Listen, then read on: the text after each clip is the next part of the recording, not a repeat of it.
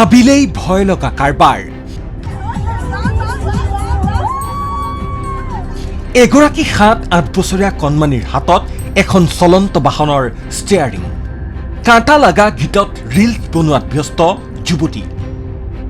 Video' ভাইৰেলৰ পাছতেই তীব্ৰ প্ৰতিক্ৰিয়া ছ'চিয়েল মিডিয়াত।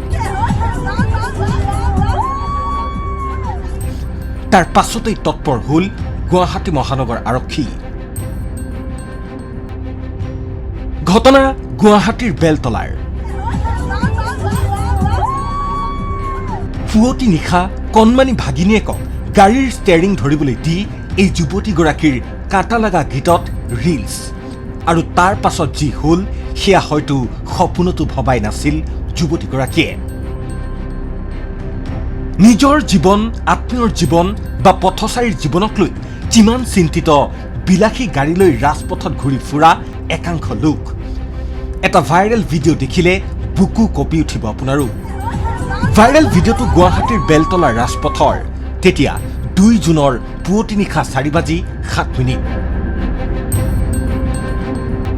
চালকৰ আসনত বহি থকা সবিতা দাস নামৰ যুৱতীগৰাকীয়ে কোলাত নিজৰে ভাগিনীয়েকক লৈ ধৰিবলৈ দিলে ষ্টেয়াৰিং। কণমানি ভাগিনীয়েকক ষ্টেয়াৰিং এৰি দি বলিউডৰ জনপ্ৰিয় কাটা লগা গীতত আউলি বাউলি হৈ হৰ্ষোল্লাস কৰি নৃত্য কৰাত ব্যস্ত হৈ পৰিল সবিতা দাস। এফালে বিপদজনকভাৱে ফুলকুমলীয়া শিশুটিয়ে বিলাসী বাহনখনৰ ষ্টেয়াৰিং ধৰিয়েই থাকিলে, আনফালে চালকৰ আসনত বহি নৃত্য কৰাত মগ্ন হৈ থাকিল সবিতা দাস নামৰ যুৱতীগৰাকী। আৰু গাড়ীত থকা সংগী ব্যস্ত ৰিলছ বনোৱা, ভিডিঅ' কৰাত। ছ'চিয়েল মিডিয়াত এই ভিডিঅ'টো ভাইৰেল হোৱাৰ পিছতেই সৰব হৈ পৰে গুৱাহাটী আৰক্ষী। আৰম্ভ কৰে একশ্যন। সন্ধান চলাই যুৱতীগৰাকীক আটক কৰিছে মহানগৰ আৰক্ষীয়ে। আৰক্ষীয়ে জনোৱা অনুসৰি সবিতা দাস নামৰ যুৱতীগৰাকীৰ ঘৰ লখিমপুৰত। ইয়াৰ লগতে যুৱতীগৰাকীৰ ড্ৰাইভিং লাইচেন্সো জব্দ কৰিছে মহানগৰ আৰক্ষীয়ে। উল্লেখযোগ্য যে এই ঘটনাই সকলোকে হতচকিত কৰিছে। বিগত সময়ত গুৱাহাটীত নিয়ম ভংগ কৰি বাহন চলোৱাৰ ফলতেই কেইবাটাও শোকাবহ পথ দুৰ্ঘটনাই ৰাজ্য কঁপাই গৈছিল।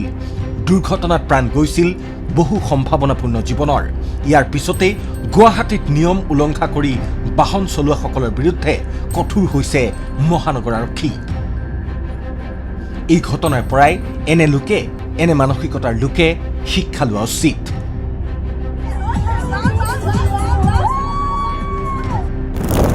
কমেণ্টত জনাওক আপোনাৰ মতামত। ছাবস্ক্ৰাইব কৰি দিব আৰু ভিডিঅ'টোত এটা লাইক কৰি দিব। পুনৰ লগ পাম আন এটা নতুন খবৰৰ সৈতে। যদি আপুনি নতুনকৈ আমাৰ চেনেলটো চাবলৈ আৰম্ভ কৰিছে, তেনেহ'লে এনেধৰণৰ খবৰৰ বাবে ছাবস্ক্ৰাইব কৰি দিব আৰু ভিডিঅ'টোত এটা লাইক কৰি দিব।